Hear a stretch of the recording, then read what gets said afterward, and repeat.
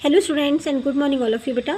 आज के इस वीडियो में हम हमारा चैप्टर 10 कंटिन्यू करेंगे। हमारे चैप्टर 10 का नाम है डाकिया और अपाहिज लड़की। ओके, डाकिया किसको बोलते हैं?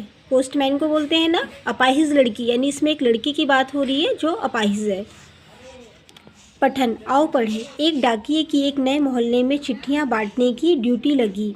वह अपनी साइकिल पर चिट्ठियाँ बांटता हुआ एक ऐसे घर तक पहुँचा जिसका दरवाज़ा बंद था। डाकिये ने दरवाज़ा खटखटाते हुए आवाज़ लगाई, आपकी चिट्ठी आई है, ले लीजिए। अंदर से एक बालिका की आवाज़ आई, आ रही हूँ। काफ़ी देर बाद भी कोई नहीं आया तो डाकिये ने फिर आवाज़ लगाई, अरे भाई, मकान में कोई है क्या? मैं कब से खड़ा हूँ, अपनी चिट्ठी तो ले लो। लड़की की फिर आवाज़ आई, डाकिया भैया, आप चिट्ठी को दरवाजे से अंदर डाल दीजिए, मैं आ रही हूँ। डाकिये ने कहा, नहीं, मैं खड़ा हूँ। रजिस्टर्ड चिट्ठी है, पावती पर तुम्हारे हस्ताक्षर चाहिए। रजिस्टर्ड की मीनिंग होती है बेटा पंजीकृत, यानी एक प्रकार का ऐसा पत्र जिसपे सिग्नेचर होना ज़रूरी होता है। और पावती की मीनिंग होती है रसीद, जिसको हम इंग्लिश में बोलते हैं receipt. Okay students, page number 52 open कीजिए। लगभग 10 मिनट बाद दरवाज़ा खुला। डाकिया झल्लाया हुआ था। वह चिल्लाने ही वाला था कि उसकी दृष्टि लड़की पर पड़ी। वह चौंक गया। लड़की दोनों पैरों से अपंग थी। वह बैसाखी के सहारे खड़ी मुस्कुरा रही थी। डाकिया कुछ सोचता रहा और चिट्ठी देकर चुपचाप चला गया। इस पैरा में हमने क्या पढ़ा बेटा कि एक न्यू डाकिया आता है और उसके एक मोहल्ले में चिट्ठी बांटने की ड्यूटी लगी। पहले जब आज के समय में क्या है कि मोबाइल फ़ोन का ज़्यादा से ज़्यादा यूज़ होता है, लेकिन पहले जब मोबाइल फ़ोन का कम यूज़ होता था, मोबाइल फ़ोन का आविष्कार नहीं हुआ तो लेटर के माध्यम से ही हम एक दूसरे के हालचाल को जान पाते थे, एक दूसरे की खबर ले पाते थे। वैसे यहाँ पर होता है कि एक डाकिया जिसके मोहल्ले में चिट्ठी बांटने की ड्यूटी लगी, वह साइकिल पर चिट्ठियाँ बांटता हुआ एक ऐसे घर तक पहुँचा जिसका दरवाज़ा बंद था। डाकिये ने दरवाज़ा खटखटाते हुए आवाज़ लगाई, आपकी चिट्ठी आई है, ले लीजिए। तो अंदर से एक बालिका की आवाज़ आती है। उसने बोला, आ रही हूँ। जब काफ़ी देर बाद कोई नहीं आता तो डाकिये ने फिर आवाज़ लगाई, अरे भाई, मकान में कोई है क्या? मैं कब से खड़ा हूँ, अपनी चिट्ठी तो ले लो। लड़की की फिर आवाज़ आई, डाकिया भैया, आप चिट्ठी को दरवाजे से अंदर डाल दीजिए, मैं आ रही हूँ। डाकिये ने कहा, नहीं, मैं खड़ा हूँ। रजिस्टर्ड चिट्ठी है, पावती पर तुम्हारे हस्ताक्षर चाहिए, इसलिए तुम चिट्ठी आकर लो। लगभग 10 मिनट बाद दरवाज़ा खुला। नहीं, डाकिया वहाँ बाहर खड़ा था और वह इस चीज़ का इंतज़ार कर रहा था कि कोई आए और आकर अपनी चिट्ठी ले जाए। लगभग 10 मिनट तक के बाद दरवाज़ा खुला। डाकिया बहुत ज़्यादा गुस्से में था, यानी वह झल्लाया हुआ था कि मैं इतने देर से वेट कर रहा लेकिन अभी तक कोई नहीं आया। चिल्लाने ही वाला था कि उसकी नज़र एक लड़की पर पड़ी। वह लड़की दोनों पैरों से अपंग थी। वह बैसाखी के सहारे खड़ी मुस्कुरा रही थी। डाकिया कुछ सोच रहा था और चिट्ठी देकर चुपचाप चला गया। यानी जब उसने उस अपंग लड़की को देखा तो कुछ देर तक तो वह कुछ सोचता रह गया और उसके बाद कुछ सोचने के बाद वह शांति से दूसरी जगह चला गया चिट्ठी लेकर। फिर जब कभी उस लड़की की चिट्ठी आती, डाकिया आवाज़ देता और लड़की के आने तक उसकी प्रतीक्षा करता, फिर पत्र देकर चला जाता। यह उसका नियम बन गया। एक दिन वह चिट्ठी देने आया तो लड़की ने देखा कि उसके जूते फटे हुए थे। बिना पैरों की लड़की देखकर जितनी दया डाकिये को आती थी, उतनी ही दया लड़की को डाकिया के फटे जूते देखकर आई। वह सोचने लगी, मेरे पास पैर नहीं है तो मेरे पास जूतों की कमी नहीं, और बेचारे डाकिये के पास पैर है तो उसके पास जूते खरीदने के लिए पैसे नहीं। दरवाजे के बाहर डाकिये के जूतों के निशान पड़े थे। लड़की ने उस निशान को कागज पर उतार लिया और अपनी नौकरानी से उस नाप के जूते मंगवा दिए। अब यहाँ पर क्या होता है बेटा, जब भी वह डाकिया उस लड़की के घर जाता है, उसका कोई भी लेटर आता तो वह क्या करता, उस लड़की के घर जाता और एक बार डोर बेल बजाता, फिर वहाँ खड़ा होकर वह उसकी प्रतीक्षा करता और फिर पत्र देकर आ जाता। यह उसका नियम बन गया था। वह गुस्सा नहीं करता था क्योंकि उसने देख लिया था कि जो लड़की अंदर से लेटर लेने आती है वह अपंग है अपने पैरों से। तो एक दिन उस लड़की की नज़र डाकिये के पैरों पर गई। उसने क्या देखा कि इस डाकिये के जूते फटे हुए हैं। तो वह अपने आप को बिना पैरों के देखकर जितनी दया डाकिये को आती थी, यानी वह अपंग लड़की को देखकर जितनी दया डाकिये को आती थी उतनी ही दया उस लड़की को आई। जब उसने डाकिये के पैरों को देखा, उसने क्या देखा, उसके पैर में जो शूज़ थे, जो जूते उसने पहन रखे थे, वह फटे हुए थे बहुत ज़्यादा। वह सोचने लगी कि मेरे पास जूतों की कमी नहीं है, तो मेरे पास इन्हें पहनने के लिए पैर नहीं है, लेकिन डाकिया अंकल के पास पैर है तो उनके पास अच्छे जूते नहीं है। अब उसने क्या किया, जब डाकिया उसके घर लेटर लेके आया था तो उसने अपनी नौकरानी से कहा कि जब डाकिया अंकल चले जाएंगे तो उनके पैरों के नाप ले लेना और हम नए जूते उनके लिए मंगवा लेंगे।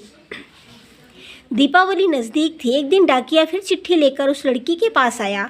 दीपावली में हर कोई डाकिये को कुछ ना कुछ उपहार दे रहा था। लड़की ने भी उसे उपहार दिया और कहा, अंकल यह मेरी तरफ से एक भेंट है।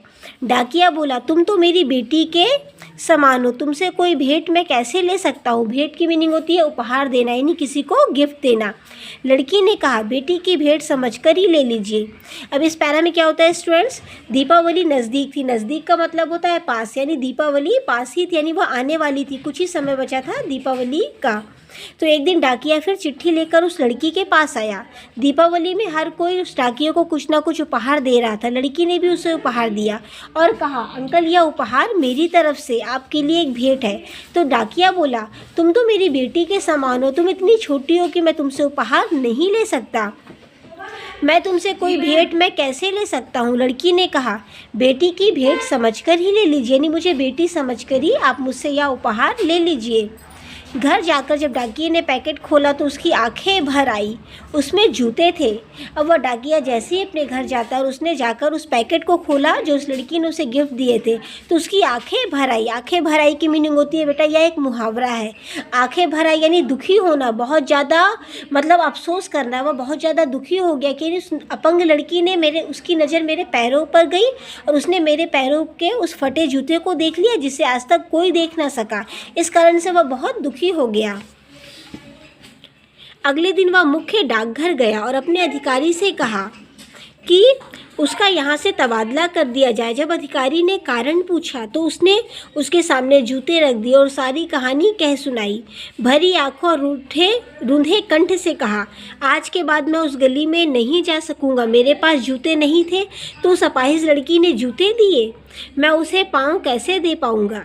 अब इस लास्ट पैरा में क्या होता है बेटा, अगले दिन वह मुख्य डाकघर गया, यानी पोस्ट ऑफिस। डाकघर को हम इंग्लिश में बोलते हैं पोस्ट ऑफिस। और अपने अधिकारी से कहा कि आप मेरा यहाँ से तबादला कर दें। यानी तबादला की मीनिंग होती है स्थानांतरण, यानी एक स्थान से दूसरे स्थान पर भेजना, जिसको हम इंग्लिश में बोलते हैं ट्रांसफ़र करना। जब अधिकारी ने उससे उसके कारण पूछा तो उसने क्या बोला, उसने अपने जूते अपने अधिकारी के सामने रख दिए और अधिकारी को सारी कहानी कह सुनाई। आंखों और रूंधे कंठ से उसने कहा, आज के बाद मैं उस गली में कभी नहीं जाऊंगा। मेरे पास जूते नहीं थे इसलिए उस अपाहिज लड़की ने मुझे नए जूते दिए, लेकिन मैं उसे पाँव कैसे दूँ। उस अपाहिज लड़की को जिसके पास पैर नहीं है, मैं उसे कैसे पैर दूँ। इसलिए आज के बाद मैं दोबारा कभी भी उस गली में नहीं जाऊँगा।